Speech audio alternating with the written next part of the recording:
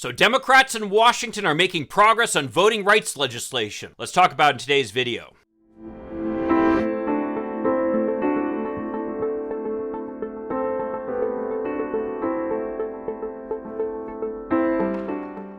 Hi, I'm Mike Greiner. I'm a lifelong Democratic activist who's concerned about the direction our country is taking. If you share my concerns, maybe you could like this video and subscribe to this channel, maybe even click that little bell that will notify you when I post something new. So over the past few months, with simple majorities, Republicans in 21 states have passed 52 new laws just this year restricting ballot access for people in their states. Republicans have made it clear that they do not believe in democracy. In fact, there's only one party in this country that believes in democracy at all. That problem was made eminently clear as Larry Elder was approaching the California recall election, which he lost, probably not terribly surprising, by an overwhelming margin. Nevertheless, prior to the election, he and Fox News were claiming that there was massive ballot fraud going on, and that if Larry Elder was not elected and Gavin Newsom retained his spot, that it was evidence of more voter fraud going on, just as how Donald Trump was denied the presidency, apparently. Well, these claims seem absurd in a state where Democrats outnumber Republicans 2-1 and where no Republican has held statewide office in more than a decade. Nevertheless, it just shows that the Republican Party no longer believes in a regime where people support the opposition who have defeated them at the ballot box. This creates a real conundrum for Democrats who still believe in democracy and want to support the opposing party when they win the election fair and square. The problem is, and this is shown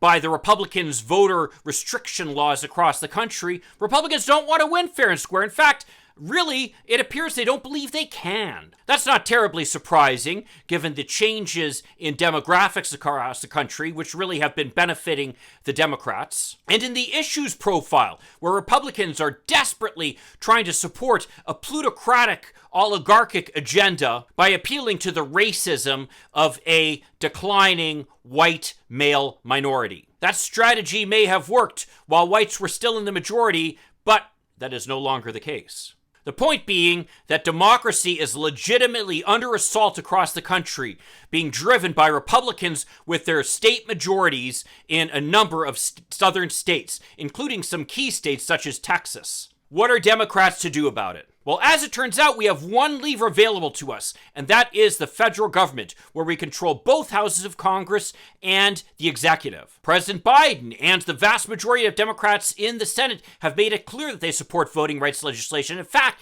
the House has passed 2 pieces of voting rights legislation, which would have a major positive impact in countering these efforts by Republicans in the states. The problem, of course, is the filibuster, and the fact that not a single Republican is willing to support the right to democracy and the right to vote for Americans. Well, that may be changing now, as Senator Amy Klobuchar announced that she, along with a group of other senators, including Angus King from Maine, who's an independent, by the way, John Tester from Montana, probably one of the more conservative members of the Democratic caucus, Raphael Warnock from Georgia, who is actually the former pastor of the Ebenezer Baptist Church where Martin Luther King preached, and most importantly, Joe Manchin, who along with Kyrsten Sinema have been the holdup of protecting the filibuster. Kyrsten Sinema, by the way, has already said that she supports this legislation, although she hasn't indicated if she supports some type of carve-out with the filibuster. And Joe Manchin, who's the former Secretary of State of West Virginia and so is very familiar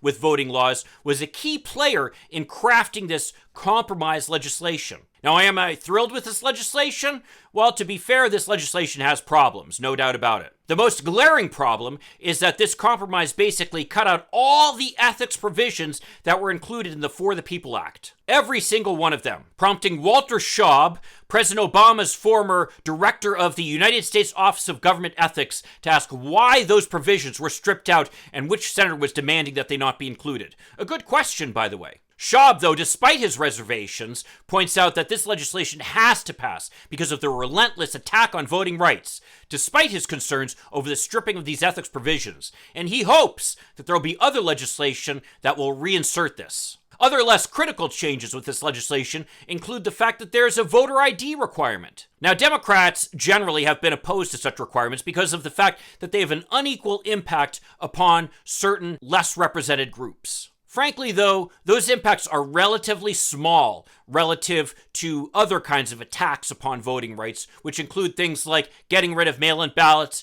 making it harder to register, and making it harder to vote on election day or by mail. Furthermore, this is one provision of the Republican attack on voting rights that, generally speaking, most Americans support.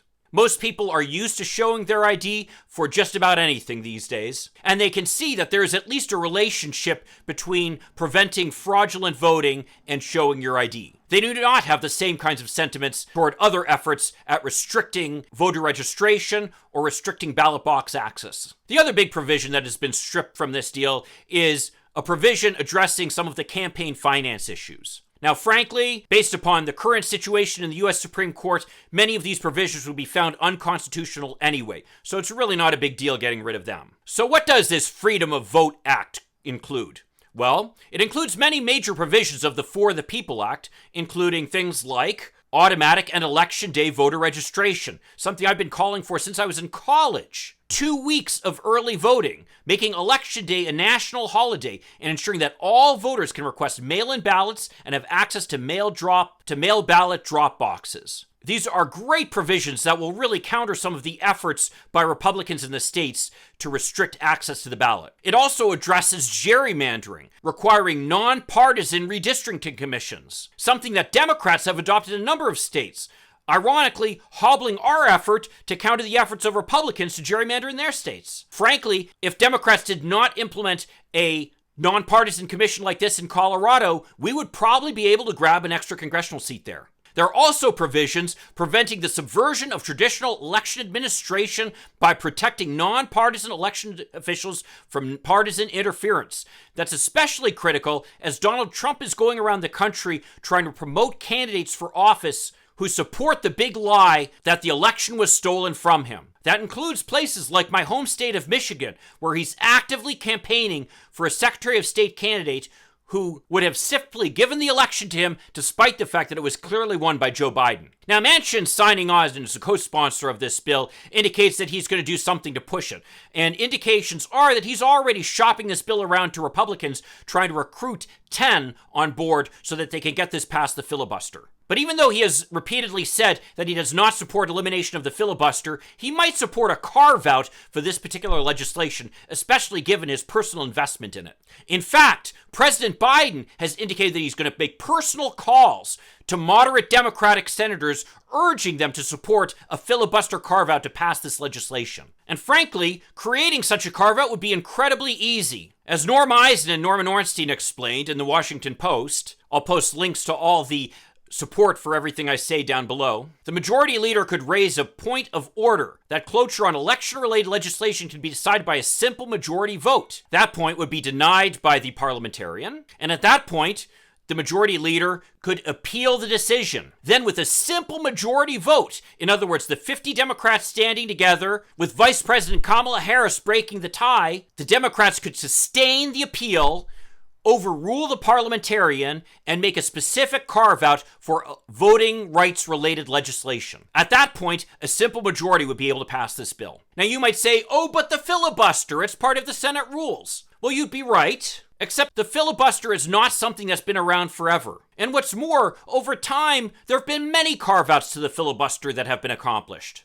For example, the reconciliation approach that allows the Senate to pass legislation that has some type of budgetary impact, and is the way right now that the American Families Act and the part of the infrastructure package that was not included in the bipartisan infrastructure deal are moving towards passage. That is one carve-out to the filibuster rule. There's also a carve-out that allows the Senate to approve appointments to executive offices, as well as to lower courts. And of course, we know how Mitch McConnell was able to make it that he could appoint new justices to the Supreme Court without the filibuster getting in the way. So creating some type of carve-out from the filibuster for specific kinds of legislation is nothing new and nothing rare. And given the behavior of the Republicans in the states, this is something essential for the Democrats to pass if we are going to continue to have a functioning democracy here in America. So let's applaud the progress that Democrats are making and cross our fingers with cautious optimism that Democrats will be able to pass something meaningful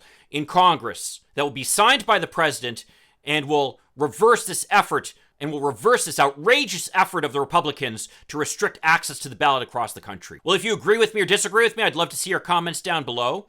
And if you could give me a like and subscribe to this channel, that'd be a huge help. I'll see you in the next video. In the meantime, let's hope for continued progress. Thank you.